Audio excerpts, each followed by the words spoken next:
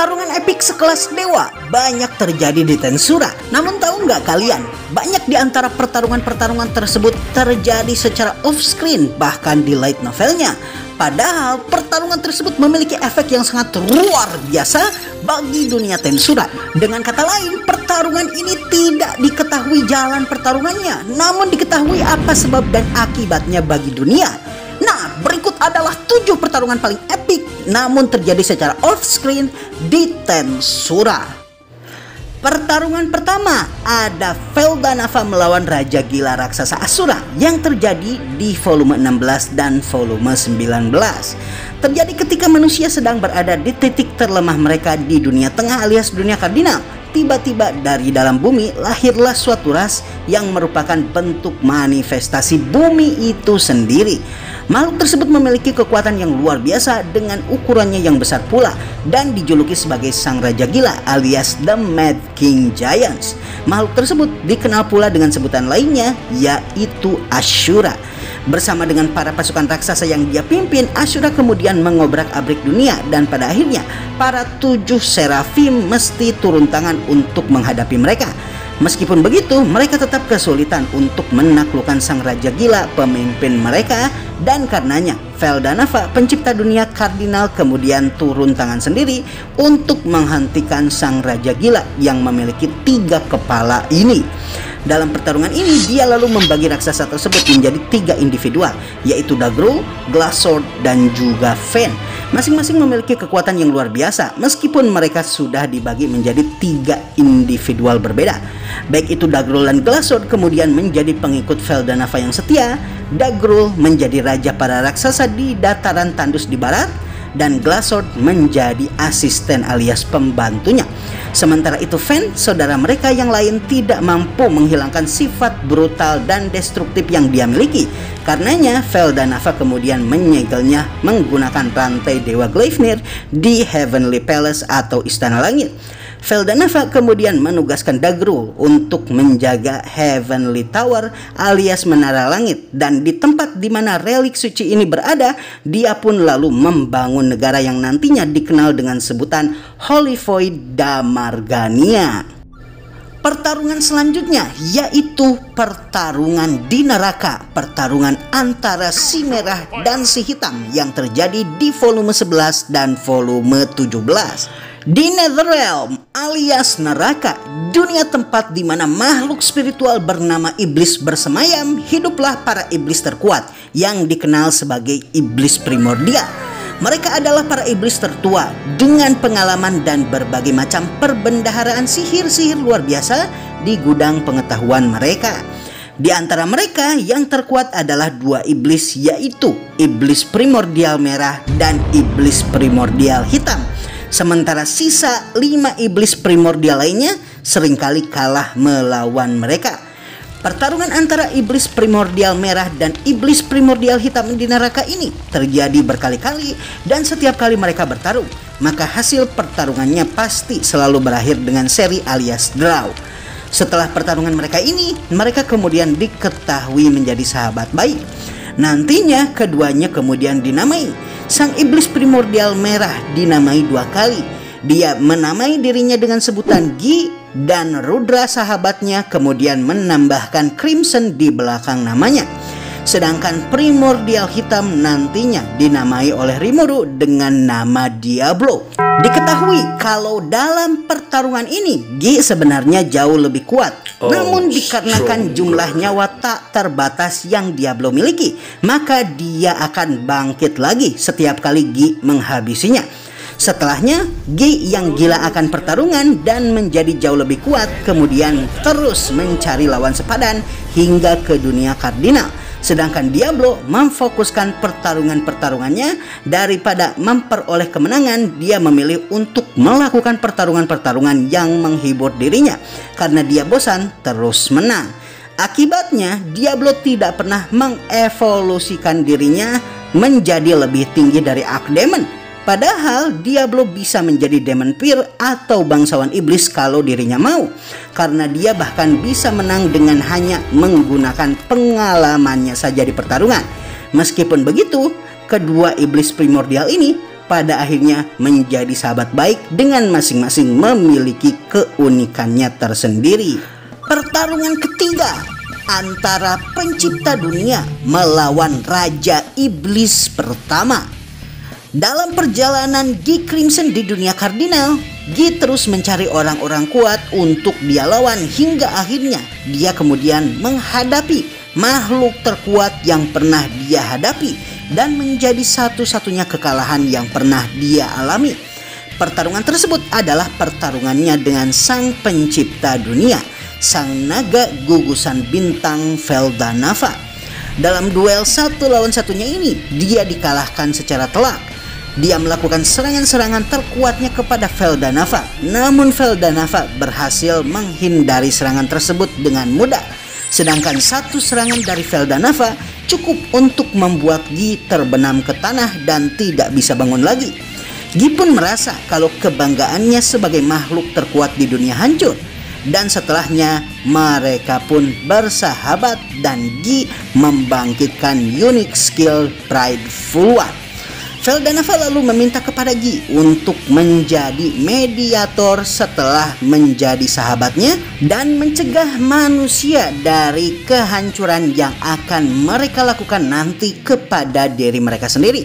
Dan tentu saja sebagai sahabat dari Feldanava, Guy kemudian menyanggupi keinginannya karena dirinya mengingat betul betapa kekaisaran super sihir yang dulu pernah memanggilnya terdiri atas para manusia bodoh yang saling berperang satu sama lain meskipun mereka berasal dari satu ras yang sama, yaitu ras paling lemah.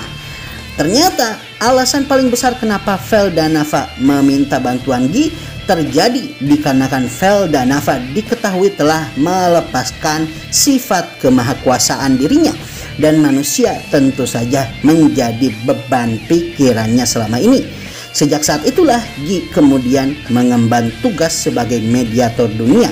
Dialah yang memaksakan kerukunan atas para penghuninya dan menghancurkan siapapun yang dia rasa sudah mulai memiliki sikap arogan dan sombong di atas muka bumi. Pertarungan seterusnya antara sang naga bintang melawan naga penghancur dunia di volume 16. Sebelum Feldanava bertemu dengan Guy Crimson bersama dengan para serafim ciptaannya, dia memiliki tugas untuk menjaga dunia dari kehancuran, entah dari luar ataupun dari dalam. Salah satu ancaman dari dalam seperti yang kita tahu berasal dari Raja Gila Raksasa yang lahir dari perut bumi. Sedangkan ancaman paling kuat saat itu justru berasal dari dunia luar. Ancaman ini berasal dari naga kriptid yang memiliki nama Ifaraj, naga penghancur dunia yang dikenal akan instingnya untuk menghancurkan apapun di sekitarnya. Dalam menghentikan ancaman ini, serafim sekali lagi diturunkan, namun Ifaraj diketahui terlalu kuat untuk mereka hadapi. Karenanya sama seperti ketika melawan Ashura, Feldanava kembali turun tangan dan pada akhirnya berhasil mengalahkan Ifaraj. Saat Ifaraj terpojok dalam pertarungan melawan Feldanava, dia kemudian melarikan diri ke dunia lain. Feldanava lalu menyegelnya di sana. Dan berkat penyegelan Ifaraj ini lahirlah ras lain yang berasal dari kabut Magicule yang dimiliki oleh Ifaraj. Ras tersebut adalah Cryptid dan Insectar. Dan beberapa serafim kemudian ditugaskan untuk mengawasi Ifaraj beserta para keturunannya supaya mereka tidak menjebol pintu menuju ke dunia lain dan datang ke dunia kardinal. Pertarungan kelima ada Guy melawan Ifaraj yang terjadi di volume 16. Setelah Ifaraj berhasil dikalahkan oleh Feldanava, ada satu masa di mana dia berhasil melarikan diri dan pada akhirnya berhasil lolos dari dunia lain. Ifaraj lalu kemudian mendatangi dunia kardinal, berusaha untuk menghancurkan dunia, dan sang mediator Guy Crimson pada akhirnya turun tangan untuk pertama kalinya setelah Feldanava menjadikannya penjaga dunia. Pertarungan antara Guy dengan Ifaraj ini adalah salah satu pertarungan yang paling Guy sukai selama hidupnya. Terlepas kalau Ifaraj tidak memiliki akal, Ifaraj ini sangatlah ganas dalam pertarungan antara dirinya melawan Raja Iblis paling pertama ini. Dalam pertarungan melawan naga penghancur dunia ini, Gi bertarung selama 3 bulan nonstop. Namun terlepas kalau dirinya menikmati pertarungan mereka, wilayah area luas tempat di mana mereka bertarung berubah menjadi tanah tandus. Dan karenanya Gi pun mulai memikirkan tempat bertarung ketika dia melawan musuh yang kuat seperti Ifaraj. 6. Sang Raja Iblis melawan Sang Naga Es yang terjadi di volume 17. Pasca Gi ditugaskan oleh Feldanava menjadi mediator dunia, ternyata ada di antara mereka yang tidak setuju dengan keputusan dari Feldanava tersebut. Salah satu di antaranya bahkan mendatangi Gi sendiri dan berusaha untuk mengalahkannya.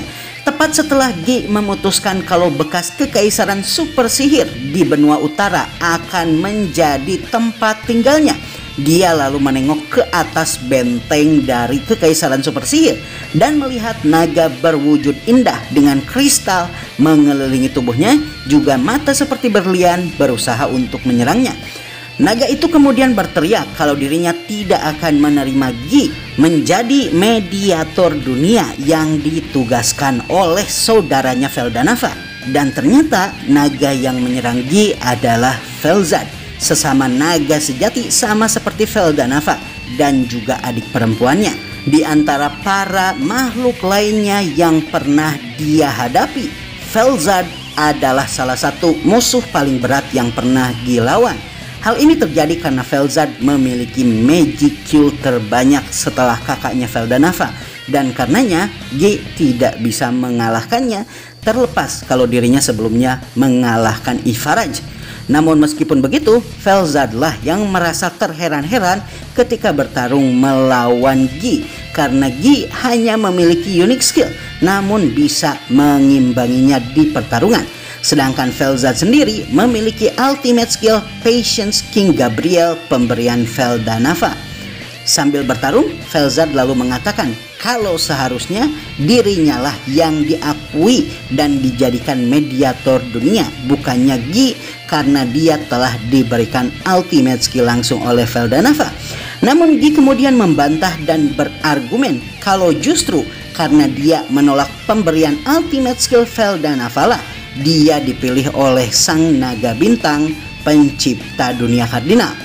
Dalam pertempuran ini, Gi pada akhirnya mengerti tentang ultimate skill dan unique skill pride-nya kemudian berevolusi menjadi prideful King Lucifer. Pertarungan mereka pada akhirnya terjadi selama 3 hari dan 3 malam, dan akibat pertarungan mereka, aksis dari bumi alias sumbu poros dari bumi bergeser. Felzad kemudian berhenti menguji Gi dan pada akhirnya menjadi pendamping Gi di benua utara. Ternyata Felzad hanya ingin mengetes kompetensi dari Gi di dalam pertarungan. 7. Anak gadis dari Feldanava yaitu Milim melawan Gi, sang Raja Iblis pertama, dan pertarungan ini terjadi di volume 17. Pertarungan antara Milim dan Gi Crimson terjadi pasca Milim berevolusi menjadi Raja Iblis sejati. Milim yang saat itu masih belum berevolusi hidup dengan seekor naga kecil yang menjadi teman dan peliharaannya. Dia hidup bahagia, namun semuanya berubah ketika negara elf menyerang. Dalam konfrontasi ini, naga peliharaannya terbunuh dan Milim akhirnya marah dan lalu membangkitkan kekuatannya.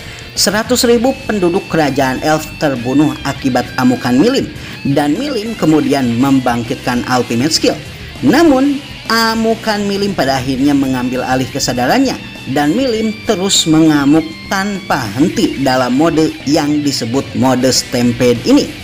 Gi yang melihat kalau Milim mengancam keberadaan dunia kemudian menyadari kalau dirinya mesti menghentikan Milim dalam perannya sebagai mediator dunia. Dalam pertarungan ini, Gi pada akhirnya turun tangan. Mulanya, Felzad, Misery, dan Rain akan ikut bertarung dalam pertarungan ini dikarenakan bagi mereka terbunuh tidaklah masalah karena mereka tidak akan mati. Namun pada akhirnya diputuskan kalau mereka akan menangani akibat pertarungan tersebut. Dalam pertarungan ini, wilayah kerajaan Daggerwall yaitu Holy Void Damargania lah yang paling mendapatkan dampak.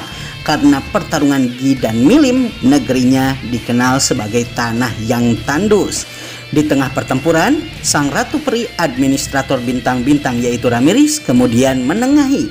Dia mengorbankan dirinya dan membuat Milim akhirnya tersadar. Setelahnya mereka bertiga yaitu Milim, Ramirez dan Guy kemudian bersahabat. Mereka seringkali minum teh bersama dan perkumpulan mereka ini kemudian dikenal sebagai jamuan Walpurgis, asal usul para raja iblis.